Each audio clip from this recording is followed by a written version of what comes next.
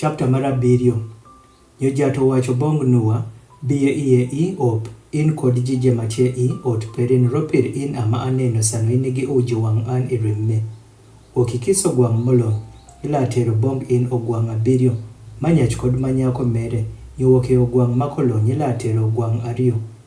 Manyach kod manyako mere, nyuoke winyo maporo ikoyo ila tero winyo 7. Manyach kod manyako, ni kani dis sano kuom fwang' papaji je, ropire nitie ndelo 7, nyola timo kotho podhi kuom paj ndelo 40 kod wuori 40. Bende kis gima kuom matieko timo, ala nyeko wuok i fwang' papaj, nyonuo tima meno sano lo kis gimoro je, majato titorigo. Nyonuo ido nigi oro 600, isama foth pio podho kuom paj, nyonuo okadho iye kod wuod pere kod buong' pa wuod pere gigo, iye i op ropipa foth, wuokie ogwang'e molony kod wuokie ogwang'e makolony, kod wuokie winyo, kod wuokie kis gima dhomo kuom paj, ogwang'e no kadho iye, 2 gi 2 bong nuwa, iye i op, manyach kod manyako paka were otitori nuwa.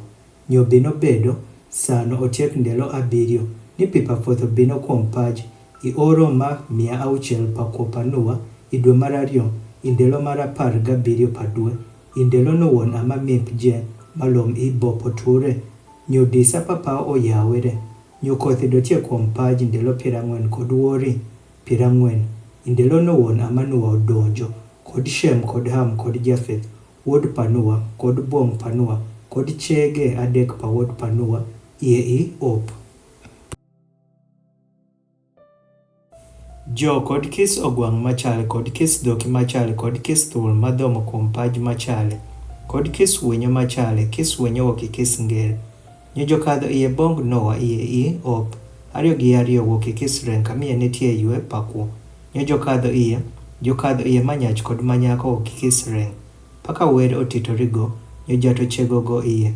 Nyofothi dotie ndelo 40 kuom paj, bende pi omedere, nyo oting'o malo op, nyo op oting'ere malo wuokie paj, nyo pi okweko bende omedere malom swa kuom paj, nyo op okadho kuom fwang' papi, nyo pi okweko swa kuom paj bende kis tipo majul, maidotie iyu piny paw je. Chobatha 15 yo malo ama pi okweko bende tibe, bende kis reng mawuotho kuom paj otho, ama wuokie winyo kod wuokie dhogi kod wuokie ogwang', kod wuokie kis thuol madhomo kuom paj, kod kis nyach. Kis gimoro je manigi yue pakuo i nyime mere, wuokie kis gimatie i lowo motho otho. Nyo onyiek kis gimakuo, maidotie kuom fwang' papiu, ama nyach kod dhoki, gima dhomo kod winyo maporo i paw, nyo onyiek kis gimakuo wuokie paj, nyonuo kende amodong' sano kuo. Kod je maidotie gigo i op, nyo pi okweko kuom paj ndelo 150.